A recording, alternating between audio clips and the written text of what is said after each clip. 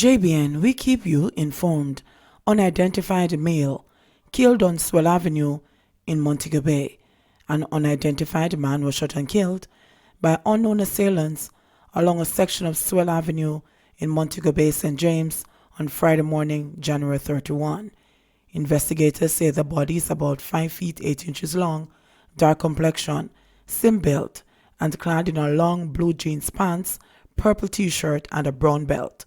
The victim, who is believed to be in his 50s, was barefooted.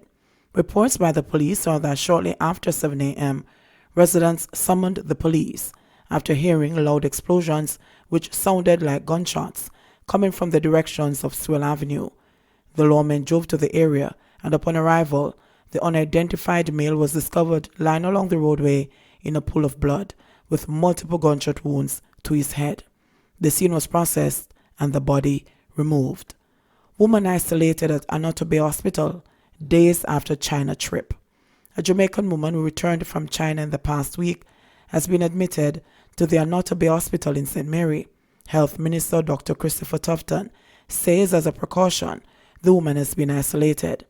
It's part of Jamaica's response amid global concern about the coronavirus, which has killed more than 200 people and infected thousands more in China. In a statement issued yesterday afternoon, the Health Ministry said the symptoms of the patient do not meet the case definition for novel coronavirus. The ministry said the woman complained of a headache, anorexia, chills, dryness to the throat, and a generalized weakness. According to the ministry, the patient landed in Jamaica on January 30. It is said she reported no history of cough, sore throat, shortness of breath, vomiting, muscle pain, or diarrhea.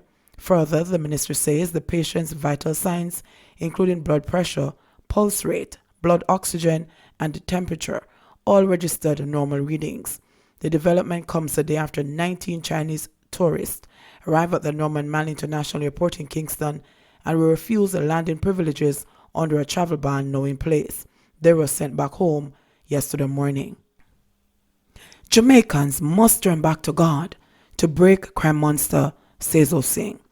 Jamaica is teetering on the brink of a calamity, much like what the Israelites of biblical days experienced after they turned their backs on the Lord, following the death of their leader, Joshua, according to noted business leader and the deacon of the Church of the Open Bible, Eric Osing.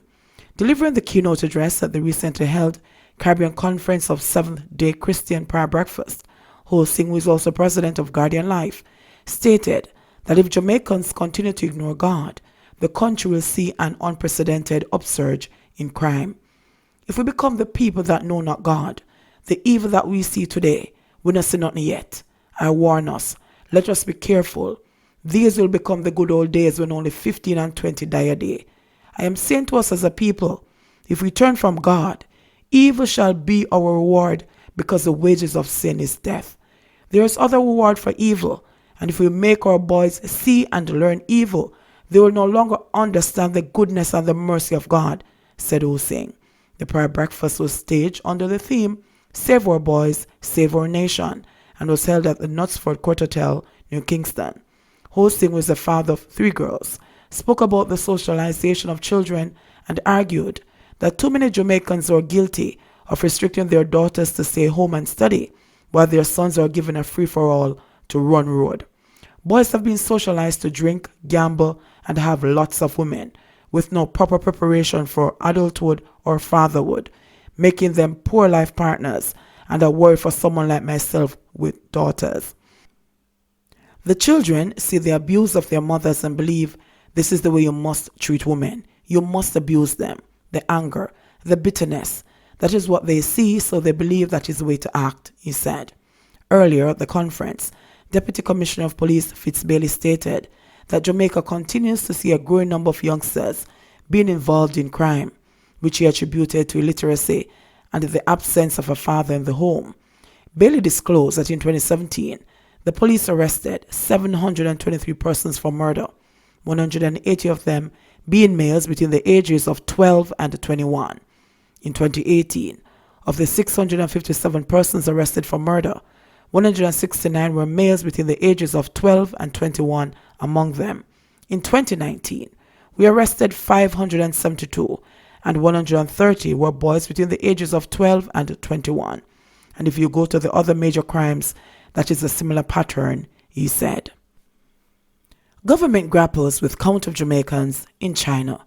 Foreign Affairs and Foreign Trade Minister Kamina Johnson-Smith says the Jamaican government is still not 100% sure of how many of its citizens reside in China, but had organized a new online registration regime that has captured more than 400 people. Introduced since the outbreak of the novel coronavirus in Wuhan, Johnson-Smith says that 29 Jamaicans, mainly students, teachers, and their family members, live near the epicenter of the illness. The others live in various provinces. All of them are in good health, and most are following the official guidelines and procedures. We do know that some are particularly nervous, and that is understandable, she told journalists during a media briefing at the North Coast Regional Health Authority offices in Ochirai Center on Friday. The Foreign Affairs Minister blames the historical absence of a database on the informal manner in which Jamaicans travel.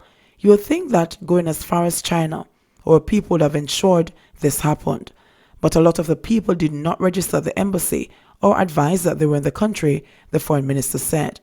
Johnson-Smith sent out a WhatsApp voice note on Friday morning, seeking to assure Jamaicans in China that their government was doing all in its power to mitigate their difficulties. Her message included information on the names and contact numbers for hotlines for foreign services within the provinces to alert Chinese government officials about supply shortages of food and medicine. The Jamaican embassy has a total of 4 persons in China, including the ambassador who is currently in Jamaica. Lauding Jamaicans who have been proactive, the Foreign Affairs Minister said they have been lending support to each other via a WeChat group through which they were able to assist a young woman who had lost her job a week before the outbreak of the virus. She had booked her flight but was unable to leave when the travel restrictions were enforced by the government of China and needed money to pay rent for an apartment, and the team fundraised and assisted her, Johnson-Smith said. Johnson-Smith also said that the Foreign Ministry had sought to offer support to Akara Goldson, who pleaded on Wednesday for help in returning home. While she is the only Jamaican at the university she attends, there are other Jamaicans registered at universities in that province and will assist. We have already reached out to them, she told journalists. Chinese tourists refused landing at Kingston Airport. A group of Chinese tourists on Friday night denied landing privileges at Kingston Norman Manley International Airport, and a second group on Saturday. According to the Health Ministry, this was consistent with a travel ban now in place against China, which has seen more than 200 deaths and thousands of infections as a result of the coronavirus in the Asian country. The ban announced on Friday restricts visitors from China, and the Jamaicans returning home from the Asian country must be placed in mandatory quarantine for 14 days. The ministry said quarantine protocols were applied on Friday night, and the 19 travelers sent back home at 10:50 a.m. on Saturday. Meanwhile, the ministry said the travelers arriving on Saturday from China are currently being processed as Jamaica maintains its vigilance to protect the local population. One of 8 accused freed in Manchester fraud trial, Elwardo Elliott, one of the 8 defendants in the high-profile Manchester Municipal Corporation fraud case, now before the Porus Court, was on Friday freed by Parish Judge Anne-Marie Grainger. The remaining defendants, among them 3 members of the acquitted man's family, will continue to face charges related to an alleged conspiracy to defraud the then Manchester Parish Council of up to $4 million of public funds. In freeing Elliott, the father of Sanjay Elliott, the main accused and former Deputy Superintendent of Road and Works of the Municipal Corporation, Judge Grainger said that the evidence taken at its highest level was not sufficient to convict Elliott. Elliott Sr. was charged with 1 count of facilitating the retention of criminal property. This charge was in relation to his part ownership of an apartment building in Manchester, deemed by the court to be an asset associated with the proceeds of crime. The judge said that from her review of the evidence against Elliott and what the legal authorities cited, he didn't, in her view, possess the requisite knowledge to make him culpable of the alleged crime. The others will continue to face charges in relation to the alleged conspiracy are the acquitted man's wife Myrtle, his son Sanjay and daughter-in-law Tasha Gay, Dwayne Sibley's, former employees of the corporation David Harris and Kendall Roberts, and former bank teller Radcliffe McLean. The hearing resumes in Porus on February 17.